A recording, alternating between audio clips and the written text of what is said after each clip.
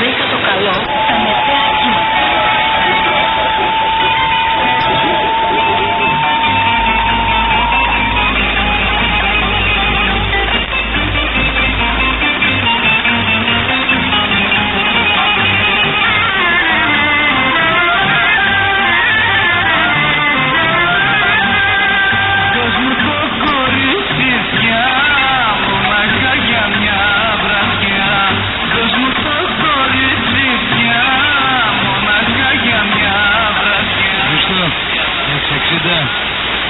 Ο Μπαρμπέρης σήμερα δεν παίζεται. Άστο. Μπουρμπουλήθρες κάνει. Ο μόνος σταθμός που είχε άνοδο. Ο Μπαρμπέρης και ο Μανώλης ο 5.45.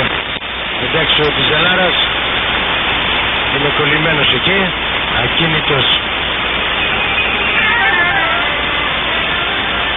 Λοιπόν, Επιτροχάδη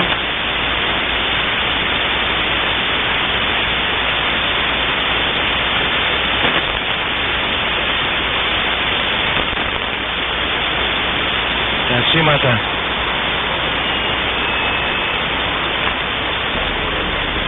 Ο Σταύρος ο Τιζελάρα εκεί ρε παιδί μου, ούτε πίσω ούτε μπρος. Γκρούπου της.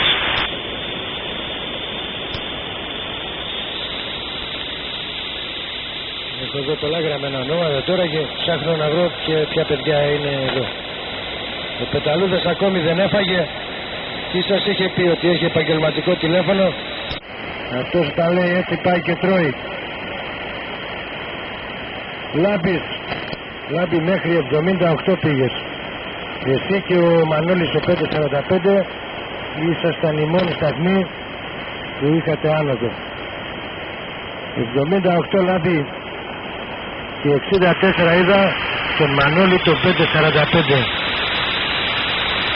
Εκείνος ο Χοροπάλης εκεί από την Πρέβεζα, άστο να πατάει, αλλά ούτε μπουρμπουλήθρες δεν κάνει. Πού και πού ακούγεται καμιά.